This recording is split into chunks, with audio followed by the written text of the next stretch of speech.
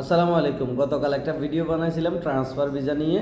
এখানে অনেক ভাইরা কমেন্ট করতেছে এবং কি আমাকে ডাইরেক্ট হোয়াটসঅ্যাপে বা এমনি ফোন দিয়ে বলতেছে, ভাইয়া আপনি ট্রান্সফার ভিসা বন্ধ বলছেন, আমি তো আমার ভিসা ক্যান্সেল করাই, আমি ভিসা লাগাইছি।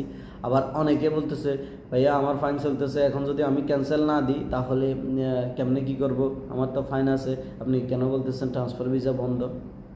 আসলে আমি কি বলতে চাইছিলাম আর আপনারা কি বুঝছেন বা আমি কি আপডেটটা দিতে চাইছিলাম এগুলো আপনারা বুঝেন নাই। এই বিষয়টা নিয়ে আজকের ভিডিওতে আলোচনা করব। ভিডিওটা শেষ পর্যন্ত দেখবেন আশা করি। চ্যানেলে যদি নতুন হয়ে থাকেন অবশ্যই একটা সাবস্ক্রাইব করে যাবেন, পাশে থাকা বেল আইকনটি অন করে দেবেন যাতে পরবর্তী ভিসার আপডেটগুলো আপনার কাছে সবার আগে পৌঁছে যায়।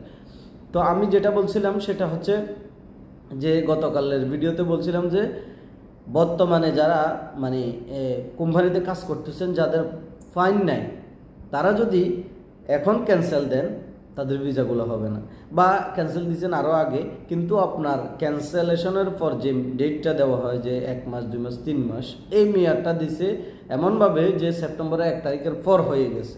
ঠিক আছে, 1 তারিখের পর তারপর আপনার ডেটটা শেষ হবে।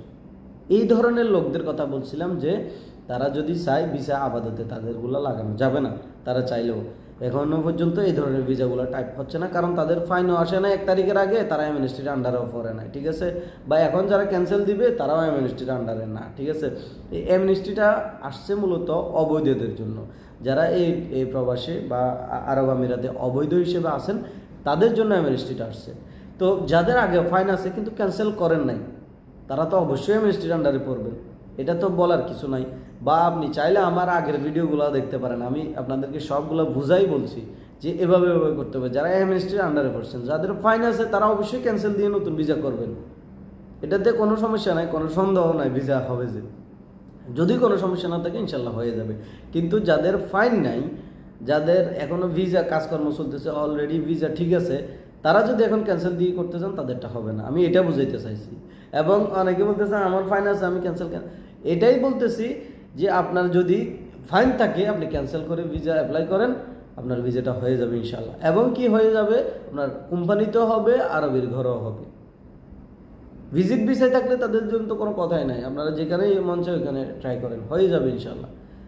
তো আশা করি ব্যাপারটা বুঝতে পারছেন। আমি বুঝাইতে চাইছি যে যারা এমএনএসটির আন্ডারে পড়েন নাই, তারা যদি এখন ক্যান্সেল দেন তাহলে আপনার ইয়াটা হবে না, ভিসাটা হবে না। এই কারণে আমি ওই যে ভিসা ক্যান্সেল করার জন্য অনুরোধ করছি এবং কি নিষেধ করছি যে আপাতত ভিসা ক্যান্সেল দিয়েন না। যদি ভিসা খোলে ট্রান্সফার ভিসা, যেটা এখন আপনি ক্যান্সেল দিয়ে আরেকটা কোম্পানিতে লাগাইতে পারবেন, এটা যদি আপনার জন্য খোলা হয় তাহলে অবশ্যই আমি আমার ভিডিও আকারে আপনাদেরকে আপডেট দেওয়ার চেষ্টা করব। সে পর্যন্ত সাথে থাকুন। চ্যানেলে যদি নতুন হয়ে থাকেন আবারও বলছি একটা সাবস্ক্রাইব করে যাবেন। ধন্যবাদ সবাইকে।